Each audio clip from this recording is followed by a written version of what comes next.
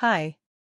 I'm Jasmine Bennett, and tonight I'm sitting cross-legged on the floor of my bedroom, knees brushing the wool rug that still smells faintly of lavender from last spring's cleaning. There's a single lamp on, everything else is dark, and the microphone in front of me feels warmer than it should, as if it already knows the confession forming in my chest. I need to tell you about the night I decided I would never date again. It wasn't a spectacular breakup or a firework fight. It was quieter than that, the kind of quiet that settles after a snowstorm when the world is wrapped in hush. A Tuesday in February, 8 months ago. Max and I had driven out to the cliffs above North Harbor to see the bioluminescent tide.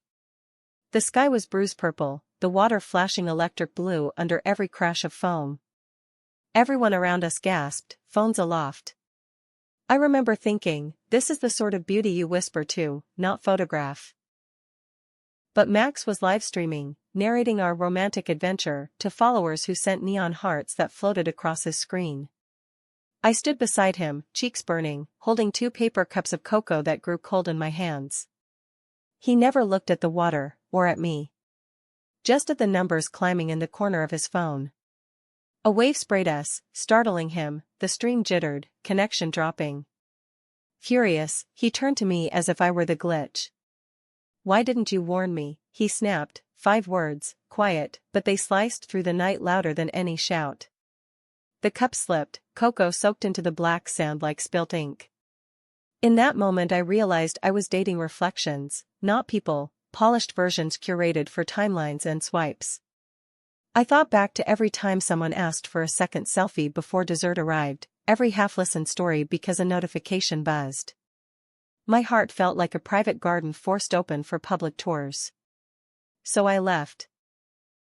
I walked the shoreline alone until the tide receded and the blue faded to plain seawater. My phone stayed in my pocket, screen dark. The silence tasted like freedom. Since then, I've taken myself on dates. I cook citrus ginger salmon for one, hike trails without posting altitude gains, read poetry aloud to the fruit vendor's cat who never judges the tremble in my voice. People tell me I'm hiding, that love requires risk. Maybe. But I'm not barricading the door, I'm repainting the walls inside, learning what echoes sound like when they finally belong to me. And if the right knock comes someday, they'll find it unlocked. I'm just not auditioning for it anymore, finally quiet, soft, and undeniably mine.